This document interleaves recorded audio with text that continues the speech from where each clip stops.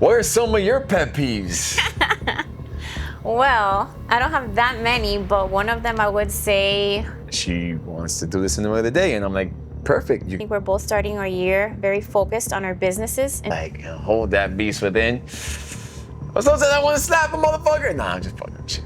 right, that's first a relationship that you have with their mothers or me with my son's dad.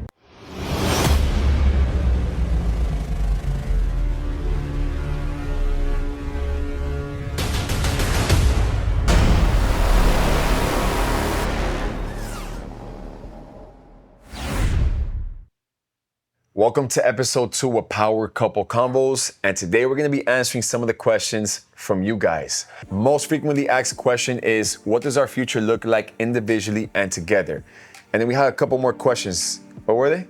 So yeah, man. The first one, she's asking, what is or how is the relationship between your guys' children?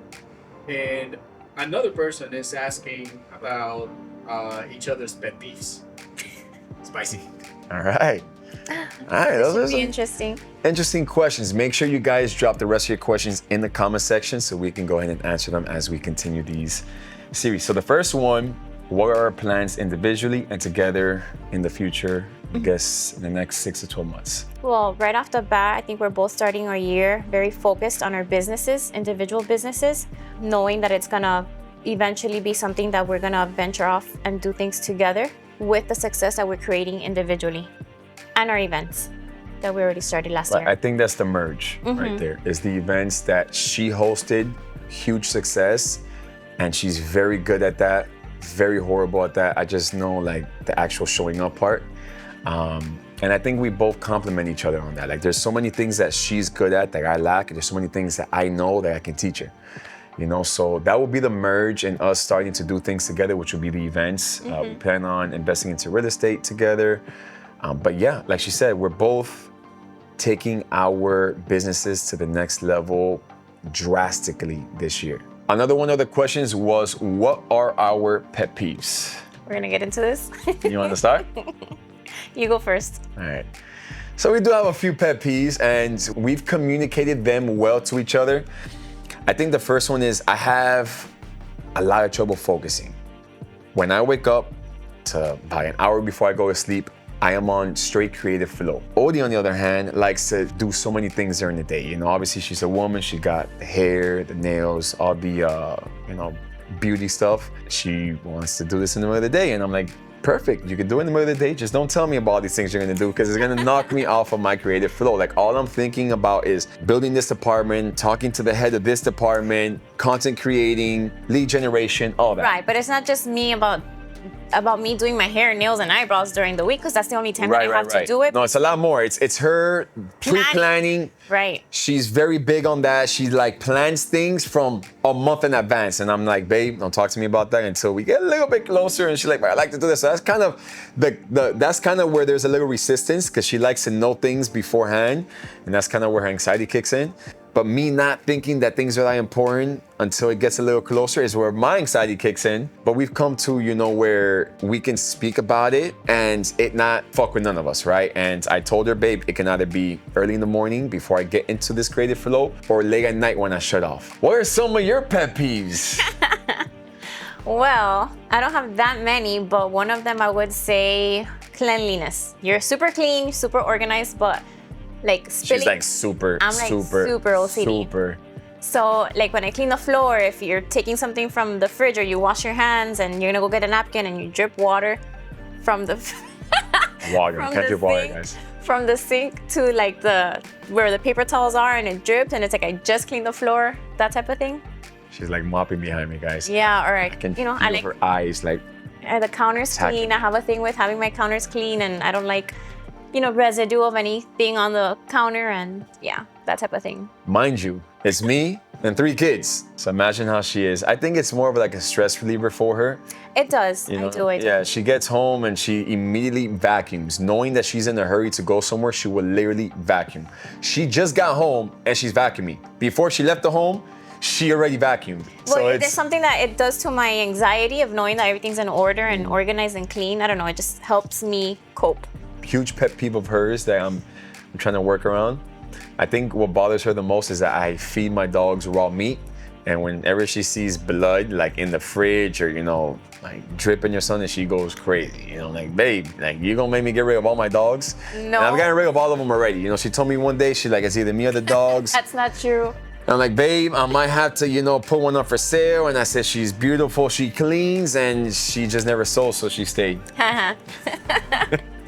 No, but she's No, but I'm sure I could get a lot of people to agree with me. The drippy blood in the fridge, on the floor. Of course. I mean, I think men would agree with you on that part. I'm fucking like half savage, half barbarian, so sometimes when I'm putting my dog's food together, I'll just take a handful and chop it down, and it's more normal to me than it is her. Her seeing all this blood and shit, she's like, damn, babe, like, you really do this?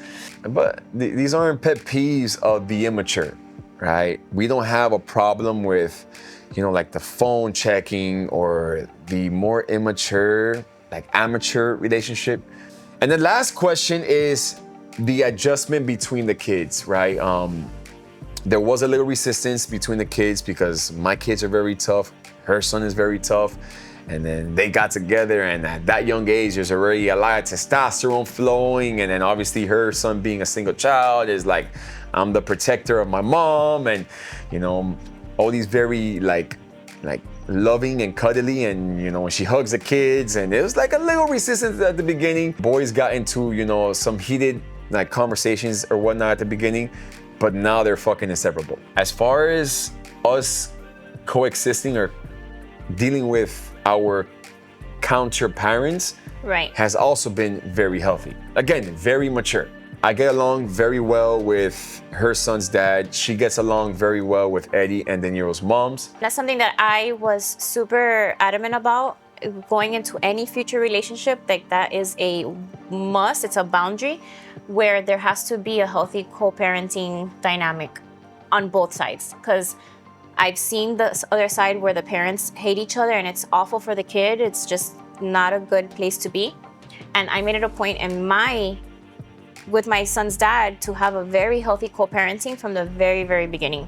Like 2 months in, we were celebrating a birthday together, post-separation. And it's been like that ever since. So that was really important for me to keep that dynamic. And it was important for the partner that I, chose to do a life with, have the same dynamic with his children's mothers. Yeah, I'm all about that, but unfortunately not everyone in my life is all about that. So there is some areas that I'm still working on, not to get too personal. But I definitely do see that being the greater good for the kids. 100%. So, there's sometimes where I don't have to beat a motherfucker up and just kind of like hold that beast within. But sometimes I want to slap a motherfucker. Nah, I'm just fucking shit. We can use that. We can use that. But not necessarily on her end, more on my end. But I think it all comes down to the maturity level of the person individually, because I have 2 baby moms, right? 2 different mothers to both of my kids.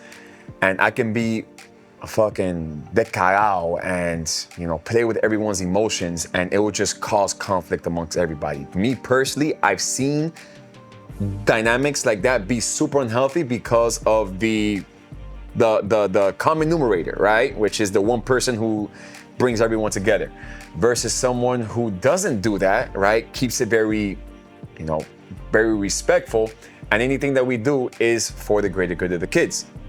So anyone listening to this asking, how is it that we can do this?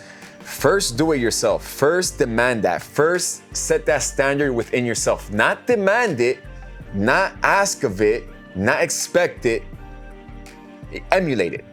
Right. That's first a relationship that you have with their mothers or me with my son's dad is how's the co-parent or how's the dynamic between you 2 as parents, and then bringing that into a relationship. And even further in, how is the relationship and the respect with self? Before you can have a healthy relationship with both parents, and then obviously a big conjunction of parents, right, for all the kids, you have to have that respect, that love, them standards and boundaries within yourself. You can't be that person who has shown patterns of someone who is always getting into some toxic shit, always attracting the type of person that is not good for your kids, but you just have, you just like, this is just what you're attracted to. And us both being raised in Hialeah is very common. You know, me coming up, I wasn't around the best type of people. I wasn't always in healthy relationships. I wasn't always the best partner. I was a pretty fucking bad partner. And the only thing that changed that was the self-work. And again, when we met, that's what she was in, very, very heavy. I've been doing this for like 10 years, you know, and that's where it really all starts, guys. You want to do something healthy long-term with anybody outside of yourself, you have to build that within yourself first. You have to do it within yourself first. You can be fortunate enough to have a parent who you're co-parenting with do that and be healthy, like on their own, and have them go and have another relationship. But if you don't become that yourself, you can fuck it all up. You can be the culprit of the whole thing blowing up in your face. So that's it for episode 2. Let's see what questions you guys have for us in the comment section, and we'll go ahead and answer them right here. If not every Wednesday, every other Wednesday, but go ahead and subscribe to my YouTube channel. You have so many different concepts and topics that we're gonna be going over here, and this is where I'm gonna be vlogging and going more deeper into my personal life and the day-to-day of my relationship, the relationship with my kids, business, fitness, all that. Let's go.